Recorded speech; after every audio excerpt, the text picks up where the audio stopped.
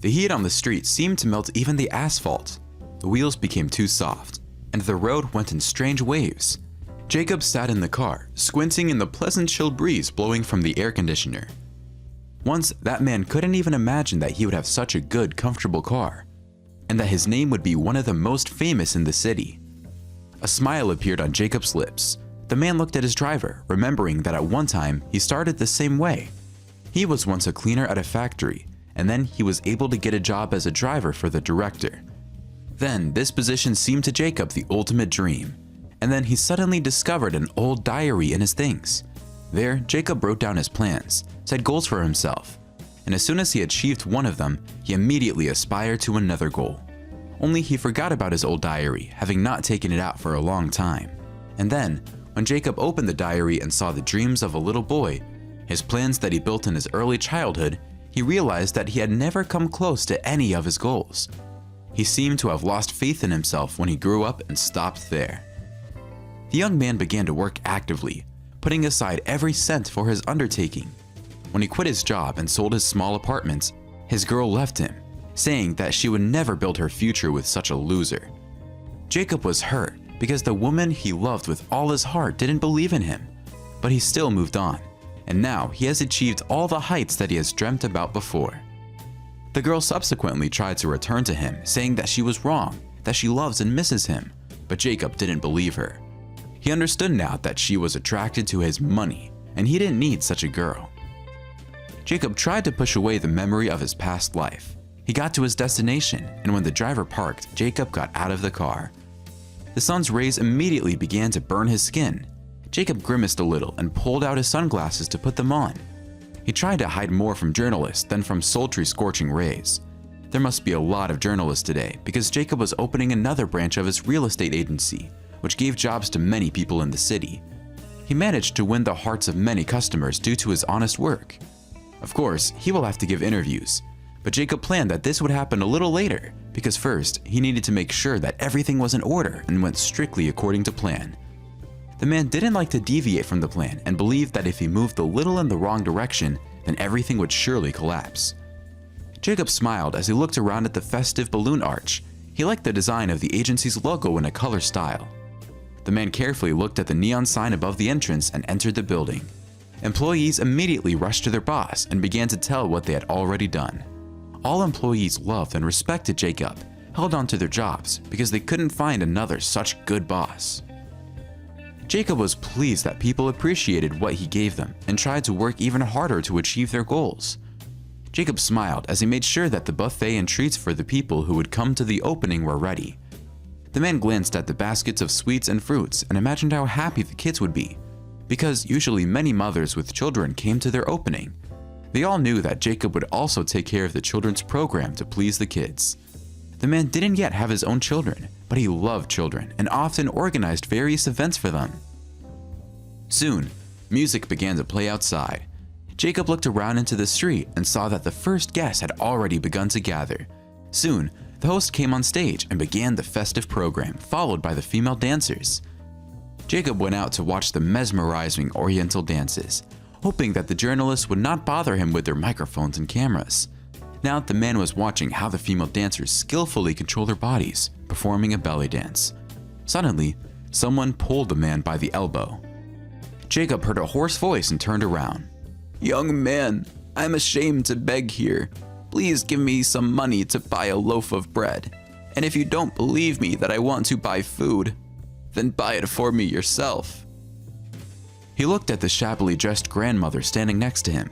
A short, thin, gray-haired grandmother is all wrinkled. She reminded him of a heartbroken and unbearable woman from the movies.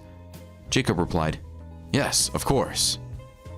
He took out $100 out of his pockets. On a day like this, he just wanted to believe people and not check whether this grandmother really wanted to buy bread or whether she works for someone. The man handed the old woman a bill, and when she took the money and began to tearfully thank him, Jacob was stunned. His gaze was fixed on the woman's earrings. The tarnished stones brought him back for a moment to the distant past. Suddenly, Jacob asked in an alarmed voice, "Where did you get these earrings?" The woman turned pale sharply and began to look frightened at the young man standing in front of her. She seemed to be afraid of the question. She shook her head. "I can't sell them to you." Apparently, she had already been offered to sell these earrings several times since she was so scared of the question. Jacob repeated his question. "I'm not asking you to sell them to me. I just asked where you got them from." "My late husband gave them to me. He himself made them, because in those days, the decoration was extremely difficult to obtain. These are exclusive and dear to me as a memory. Therefore, I can't sell them, even if I die of hunger. I'm not asking for money for myself. I could go without food for a long time, but my granddaughter is bedridden and suffering. I need to take care of her. She tries and does everything to get back on her feet." All of Jacob's insides instantly went cold. He remembered the most difficult times of his life. He also remembered Mrs. Barrymore, who was now standing before him, begging. Jacob was born into a poor family. Therefore, his childhood was difficult. He remembers very well how his father lost his job, came home drunk, and started yelling at his mother and him. He told them to leave the house, otherwise he would beat them. He said he was not going to provide for them now. The mother took her little son by the hand and went aimlessly, bursting into tears. She knew that her husband would not throw words into the wind because he had beaten her with her son more than once before. After the woman spent the night on a park bench and fed the boy an apple from a tree growing there, she didn't know where to go. She decided to turn to her girlfriend for help to stay with her while her husband calmed down a little. But when she entered her apartment, she was shocked to find her husband in bed with her best friend. Of course, she didn't ask her friend for any help. Drunk people once close to her laughed at her. Then, the woman wept bitterly and accidentally stumbled upon Mrs. Barrymore. She fed a hungry mother and son and sheltered them in her small two-home house. Mrs. Barrymore helped Jacob's mother get a job, and the woman was able to get back on her feet thanks to her. There she met a wonderful man who later became Jacob's stepfather. Communication with Mrs. Barrymore ended when the woman was given an apartment and she moved to live there. And now she stood in front of Jacob and asked him for money for bread, and he knew that he owed her much more. After all, once she didn't allow him to die of starvation. Jacob asked her to make sure he was right. "Mrs. Barrymore?" He so often looked at the woman's earrings, which had so much attracted his attention at once. She once told how her husband made and gave her this jewelry. It was an early childhood, and now he saw those earrings again. The woman was surprised. "Do I know you?" Jacob replied, "Do you remember how many years ago you took in a woman with a small child? That child was me." Mrs. Barrymore sighed and covered her face with her hands. She shook her head as if she didn't believe it was possible that she would meet after so many years with the same boy who helped her look after her newborn granddaughter, because the poor woman's daughter died during childbirth. Journalists began to surround Jacob, asking him questions, but at that moment, he was absolutely not up to them. He often recalled Mrs. Barrymore and her invaluable help, recalled her words that always supported him and helped him move on. Mrs. Barrymore said, "My boy, one day you will achieve great heights. You will become great and famous. And someday, you too will help someone who is in trouble." And now, Jacob has a great chance to repay kindness with kindness. But the woman, imperceptibly for Jacob, disappeared into the crowd when the journalist blocked her. The man tried to find her, but to no avail. Mrs. Barrymore seemed to be gone. Jacob was angry that he was distracted from an important conversation and refused to give an interview, offering to ask questions to the agency staff. Jacob himself left for the main office. He immediately called his mother and told her about this unexpected meeting. Of course she remembered Mrs. Barrymore. "Son, you need to find her and help her without fail. If not for her, we could be at the bottom now. If we survived. This is a great miracle, since God Himself gave you to meet so that we could thank her for her kindness." Jacob thought the same way, so he started looking for this woman. Mother told him exactly where Mrs. Barrymore was given an apartment. She regretted that she rarely visited her, and in time she stopped visiting the woman altogether, and she had to be near her and support her, because Mrs. Barrymore has become family to them. Jacob thought about all this for several days. His people managed to find information that Mrs. Barrymore sold that apartment, and no one knew anything about where she moved. They tried to find her by name, but their search progressed too slowly. Jacob became obsessed with finding this woman and helping her granddaughter get back on her feet. He remembered this little baby who looked at him with her big eyes and began to cry. Jacob was irritated by children's crying, but it forever remained in his heart a pleasant memory. The man often traveled to his new branch where he expected to meet Mrs. Barrymore, but it was all in vain. Jacob didn't understand why she ran away, but she didn't wait for him and didn't accept his help. Sometimes it seemed to him that it was just a fleeting vision, the fruits of his imagination. But after a couple of weeks, Jacob got a call and said that they managed to find Mrs. Barrymore. She lives in a holiday village not far from where she met Jacob. She lives in poverty in a house with a leaky roof. Jacob put aside all his business and drove to the address that was sent to him in the message. The man was afraid that Mrs. Barrymore will not want to accept his help because she ran away then for a reason. But as soon as he drove up to the courtyard, the woman went out onto the porch and was surprised. She burst into tears when she met Jacob. "Son, I never thought that you would decide to find me and come to me. Forgive me, I have nothing to feed you. I bought flour, yeast, and cereals with your money, so that at least I can make porridge cakes. I also bought medicine for Jane. She became very weak. She tries to get up, but she manages to do it with great difficulty, or rather, she does not succeed at all." "Why did you run away then? I wanted to help you." Mrs. Barrymore honestly admitted with a shrug. "I don't know. I'm used to doing everything by myself. No one has ever offered to help me. Excuse me for disappearing then. I got scared then." Jacob nodded. He did not come here at all to blame the old woman and make her feel guilty. "Mrs. Barrymore, what happened to Jane? Why was she bedridden?" The woman looked at Jacob, her lips pursed, her eyes filling with tears, and her chin began to tremble. The old woman sat down on the porch and put her head in her hands. "I'll tell you, son, but I know that there is no justice in this world, and I can't achieve it because we tried. I'd asked for compensation in the courts and the police, but I didn't achieve anything." Mrs. Barrymore remembered the terrible events that happened in their lives 5 years ago. Jane returned home as usual. She left work an hour early because her grandmother, Mrs. Barrymore, had a birthday. It was a warm September evening, and there were many people on the streets. Jane was followed by a local police officer. He had shown her signs of attention for a long time, but she didn't like him at all. Also, the man was married, and Jane didn't seek to destroy someone else's family. Alex didn't want to listen to her refusals. That day he was drunk, and he began to insistently demand the attention of the girl. He promised her mountains of gold. He told her that she would be like behind a stone wall next to him. But she needed a defender only so that he would protect her from the harassments of the district police officer himself. Alex followed Jane into her porch.